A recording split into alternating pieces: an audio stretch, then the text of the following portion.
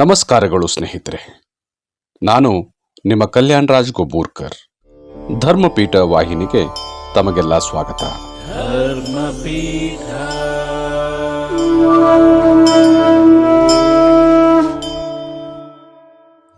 ಸ್ನೇಹಿತರೆ, ದ್ವಾದಶ ಜ್ಯೋತಿರ್ಲಿಂಗಗಳು ಮಾಲಿಕೆಯ ಸಂಚಿಕೆ 8ರಲ್ಲಿ ಶ್ರೀ ತ್ರಯಂಬಕೇಶ್ವರ ಜ್ಯೋತಿರ್ಲಿಂಗದ ಮಹಿಮೆ ಮತ್ತು ಪೌರಾಣಿಕ ಹಿನ್ನೆಲೆಯನ್ನು ತಿಳಿಯೋಣ.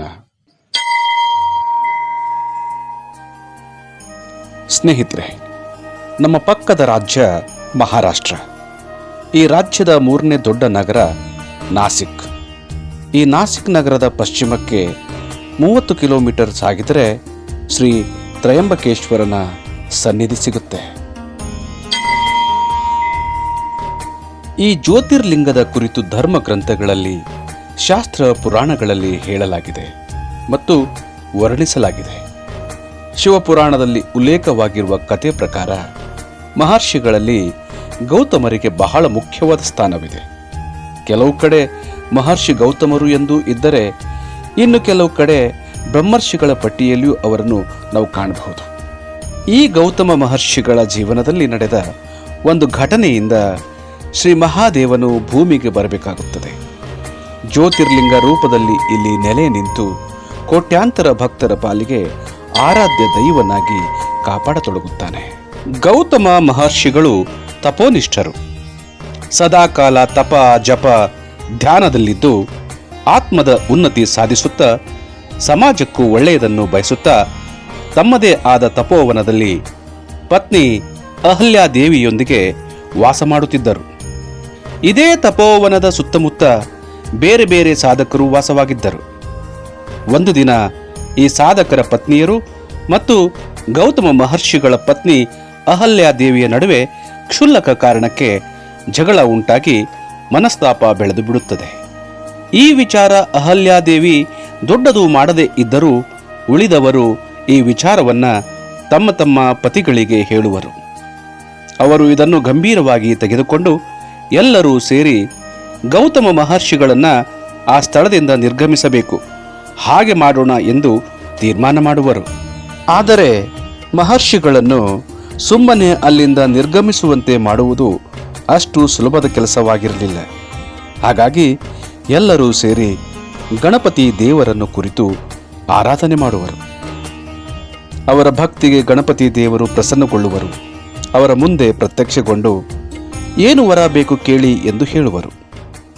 ಆಗ ಆ ಸಾಧಕರು, ಗೌತಮ ಋಷಿಗಳಿಂದ ನಮಗೆಲ್ಲ ಬಹಳ ಅನಾನುಕೂಲವಾಗಿದೆ, ದಯವಿಟ್ಟು ಅವರನ್ನು ಈ ಸ್ಥಳದಿಂದ ದೂರ ಹೋಗುವಂತೆ ಮಾಡಿ ಎಂದು ಕೈ ಮುಗಿದು ನಿಲ್ಲುವರು. ಅವರು ಆಡಿದ ಮಾತುಗಳು ಕೇಳಿದ ಗಣಪತಿ ದೇವರಿಗೆ ಆಶ್ಚರ್ಯವಾಗುವುದು. ಗೌತಮರು ಶ್ರೇಷ್ಠ ಮಹರ್ಷಿಗಳಲ್ಲಿ ಒಬ್ಬರು.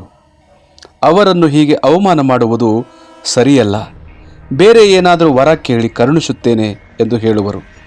ಆಗಲೂ ಕೂಡ ಆ ಸಾಧಕರು ತಮ್ಮ ನಿರ್ಧಾರ ಬದಲಿಸಲು ಒಪ್ಪುವುದಿಲ್ಲ. ಆಗ ಗಣಪತಿ ದೇವರು ಆಗಲಿ ಎಂದು ಒಂದು ನಿಶ್ಶಕ್ತ ಹಸುವನ್ನು ಸೃಷ್ಟಿ ಮಾಡುತ್ತಾರೆ. ಗೌತಮರು ಕೃಷಿ ಮಾಡುವ ಆ ಜಮೀನಿನಲ್ಲಿ ಬಿಟ್ಟು ಅಲ್ಲಿಂದ ಮಾಯವಾಗುತ್ತಾರೆ. ಸ್ವಲ್ಪ ಸಮಯದ ನಂತರ ಗೌತಮರು ಆ ಸ್ಥಳಕ್ಕೆ ಬಂದಾಗ ಬೆಳೆದು ನಿಂತಿರುವ ಬೆಳೆ ಮೇಯುತ್ತಿದ್ದ ಹಸುವನ್ನು ಕಂಡು ಅದನ್ನು ಪಕ್ಕಕ್ಕೆ ಅಟ್ಟಲೆಂದು ಒಂದು ಸಣ್ಣ ಹುಲ್ಲು ಕಡ್ಡಿಯನ್ನು ತೆಗೆದುಕೊಂಡು ಅದರ ಬೆನ್ನ ಮೇಲೆ ಸೋಕಿಸಿದ ತಕ್ಷಣ ಆ ಹಸು ನೆಲಕ್ಕೆ ಬಿದ್ದು ಪ್ರಾಣ ಬಿಟ್ಟು ಬಿಡುತ್ತದೆ. ಇದನ್ನೇ ಕಾಯುತ್ತಿದ್ದ ಉಳಿದ ಸಾಧಕರು ಗೌತಮರು ಗೋಹತ್ಯೆ ಮಾಡಿದರು ಎಂದು ಹಾಹಾಕಾರ ಎಬ್ಬಿಸುತ್ತಾರೆ.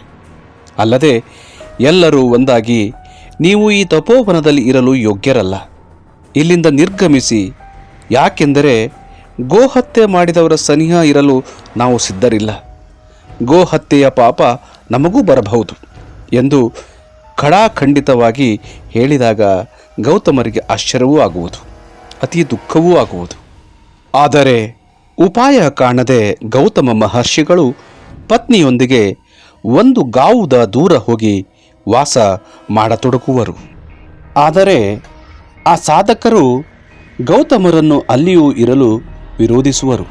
ಗೋಹತ್ಯೆ ಮಾಡಿದ ನಿಮಗೆ ವೇದ ಶಾಸ್ತ್ರಗಳ ಪಾರಾಯಣ ಮತ್ತು ಯಜ್ಞ ಯಾಗಾದಿ ಕಾರ್ಯಗಳು ಮಾಡುವ ಅಧಿಕಾರ ಉಳಿದಿಲ್ಲ ಎಂದು ಚುಚ್ಚು ನುಡಿಗಳಿಂದ ನೋಯಿಸುವರು. ಆಗ ಗೌತಮರು ಅವರ ಮುಂದೆ ಕೈ ಮುಗಿದು ತಾವೇ ಇದಕ್ಕೆ ಪರಿಹಾರ ಹೇಳಬೇಕು ಎಂದು ಪರಿಪರಿಯಾಗಿ ಕೇಳುವರು. ಆಗ ಆ ಸಾಧಕರು ಕೂಡ ತಮ್ಮಲ್ಲೇ ಉಪಾಯ ಮಾಡಿ ಇವರಿಗೆ ಮತ್ತಷ್ಟು ಕಿರುಕುಳ ನೀಡಬೇಕು ಎಂದು ಯೋಚಿಸಿ, ನೀವು ಮಾಡಿರುವ ಪಾಪವನ್ನು ಎಲ್ಲರಿಗೂ ಹೇಳುತ್ತಾ ಭೂಮಿಯ 3 ಪ್ರದಕ್ಷಿಣೆ ಹಾಕಬೇಕು. ಮರಳಿ ಇಲ್ಲಿಗೆ ಬಂದ ನಂತರ 1 ತಿಂಗಳು ವ್ರತವನ್ನಾಚರಿಸಬೇಕು. ಇದಾದ ಬಳಿಕ ಬ್ರಹ್ಮಗಿರಿಗೆ 101 ಪ್ರದಕ್ಷಿಣೆ ಮಾಡಬೇಕು.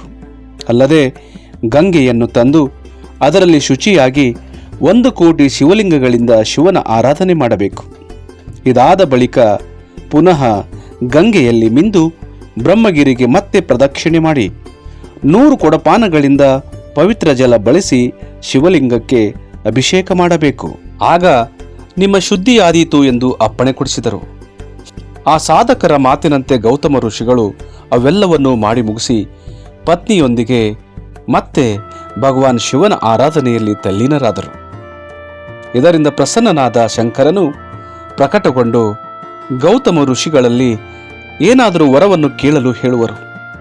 ಮಹರ್ಷಿ ಗೌತಮರು ಭಗವಾನ್ ಶಂಕರನ ಬಳಿ, ನೀನು ನನ್ನನ್ನು ಗೋಹತ್ಯೆಯಿಂದ ಮುಕ್ತಗೊಳಿಸು, ಇಷ್ಟೇ ನಾನು ಬಯಸುತ್ತೇನೆ ಎಂದು ವಿನಯದಿಂದ ವಿನಂತಿಸಿಕೊಂಡರು. ಭಗವಾನ್ ಶಿವನು ಹೇಳಿದರು, ಗೌತಮರೇ, ನೀವು ಸರ್ವತಾ ನಿಷ್ಪಾಪರಾಗಿದ್ದೀರಿ. ಗೋಹತ್ಯೆಯನ್ನು ಕುತಂತ್ರದಿಂದ ನಿಮ್ಮ ಮೇಲೆ ಹೇರಲಾಗಿತ್ತು. ಕಪಟವನ್ನು ಮಾಡಿರುವ ಆ ಸಾಧಕರನ್ನು ನಾನು ಶಿಕ್ಷಿಸಲು ಬಯಸುತ್ತೇನೆ ಎಂದರು. ಆಗ ಗೌತಮರು, ಸ್ವಾಮಿ, ಅವರ ನಿಮಿತ್ತವಾಗಿಯೇ ನನಗೆ ನಿನ್ನ ದರ್ಶನ ದೊರಕಿತು. ಅವರೆಲ್ಲರೂ ನನ್ನ ಪರಮ ಹಿತವನ್ನು ಮಾಡಿದವರೆಂದು ಈಗ ನನಗೆ ಅವರ ಮೇಲೆ ಹೆಚ್ಚಿನ ಗೌರವ ಉಂಟಾಗಿದೆ. ಹಾಗಾಗಿ ನೀನು ಅವರನ್ನು ಕ್ಷಮಿಸಿಬಿಡು ತಂದೆ ಎಂದು ಗೌತಮ ಋಷಿಗಳು ಭಗವಂತನಲ್ಲಿ ದೀನನಾಗಿ ಬೇಡಿಕೊಳ್ಳುವರು. ಇವರ ಈ ಬೇಡಿಕೆಯಿಂದ ಶಂಕರನು ಮತ್ತಷ್ಟು ಪ್ರಸನ್ನಗೊಳ್ಳುವನು. ಅಷ್ಟರಲ್ಲಿ ಸರಿಯಾಗಿ ಪಾಠ ಕಲಿತಿದ್ದ ಆ ಸಾಧಕರು ಮತ್ತು ಇನ್ನಿತರ ಋಷಿ ಮುನಿಗಳು ಬಂದು ಕೈ ಮುಗಿದು ನಮ್ಮೆಲ್ಲರ ಉದ್ಧಾರಕ್ಕಾಗಿ ನೀನು ನಮ್ಮೊಂದಿಗೆ ಯಾವತ್ತೂ ಇಲ್ಲೇ ಇರಬೇಕು ಎಂದು ಕೇಳುವರು. ಆಗ ಶಂಕರನು ಅವರೆಲ್ಲರಿಗೂ ಅಭಯ ನೀಡುವನು ಮತ್ತು ತ್ರಯಂಬಕೇಶ್ವರ ಜ್ಯೋತಿರ್ಲಿಂಗದ ರೂಪದಲ್ಲಿ ಇಲ್ಲಿಯೇ ನೆಲೆಸಿ ಬಂದು ಶರಣಾಗತರಾದ ಭಕ್ತ ಜನರ ಪಾಪಗಳನ್ನು ಪರಿಹರಿಸುತ್ತಿರುವನು.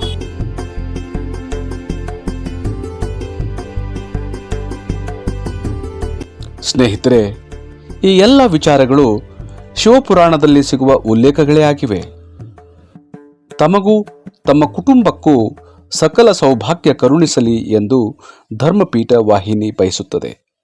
ಉತ್ತಮ ವಿಚಾರಗಳನ್ನು ನೋಡಿ, ಕೇಳಿ ಆನಂದಿಸದ ತಮ್ಮಗಳ ಪ್ರೋತ್ಸಾಹ ಸಬ್ಸ್ಕ್ರೈಬ್ ಮಾಡುವ ಮೂಲಕ ನಮ್ಮೊಂದಿಗೆ ಇರಲಿ ಎಂದು ಹೇಳುತ್ತಾ ಸಂಚಿಕೆಯನ್ನು ಮುಗಿಸುತ್ತೇನೆ.